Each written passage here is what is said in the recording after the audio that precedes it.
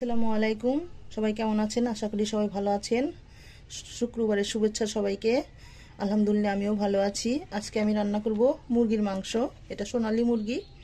আমি আসলে আপনাদের সাথে কথা বলি না, সামনে আমার গলার কণ্ঠ ভালো না, সেই জন্য আমি কথা বলি না। আর কাজ করতে করতে কথাও তেমন বলতে পারি না গুছিয়ে, সেজন্য আমি কথা বলি না। আপনারা সবাই কিছু মনে করবেন না, তবে আমার ভিডিওটা আপনারা সবাই দেখবেন। আমার অনুরোধ রইল আপনাদের কাছে, আমাকে সবাই সাবস্ক্রাইব করবেন এবং লাইক কমেন্ট শেয়ার করবেন, পাশে থাকবেন ইনশাল্লাহ। সাদা গোটা দারচিনি এগুলো দিলাম প্রথমে, তারপরে পেঁয়াজ দিলাম, সাথে একটু রসুনও দিলাম। রসুনটা খেতে ভালো লাগে সেই জন্য দিলাম।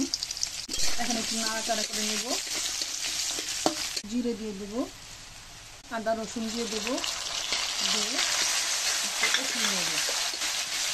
একটু কষিয়ে নিয়েছি। তারপরে এই যে সব মশলা দেওয়া, এখানে সব রকমের মশলা দেওয়া, সাথে আমি আবার একটু রোস্টের মশলাও অ্যাড করেছি। তার মধ্যে আমি মুরগিটা আমার কাছে একটু গন্ধ লাগে, সেই জন্য আমি একটু রোস্টের মশলা দিই, যাতে মুরগিটা গন্ধ না করে। মশলাটা একটু কষিয়ে নেব, তারপরে মাংসটা দিয়ে দেব। মশলা কষানো হয়ে গেছে, এখন আমি মাংসটা দিয়ে নেব। আপনারা চাইলে রোস্টের মশলা নাও দিতে পারেন, আমি আমার কথা বললাম, আপনারা নাও দিতে পারেন, এমনি মশলা দিয়েই খেতে পারবেন। এই যে মাংসটা দিয়ে দিব, দিয়ে কষাবো। এখন দিয়ে কষিয়ে নেব, এখন কিছুক্ষণ কষিয়ে নিয়েছি। এখন ঝোল দিয়ে দেব। কষানো হয়ে গেছে, একটু ঝাল ঝাল করে রান্না করব, তো কাঁচামরিচ দিয়ে দেবো কিছু।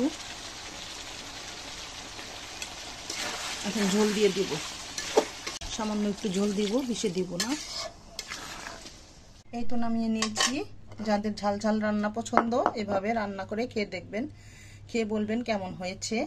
আসসালামু আলাইকুম, সবাই ভালো থাকবেন।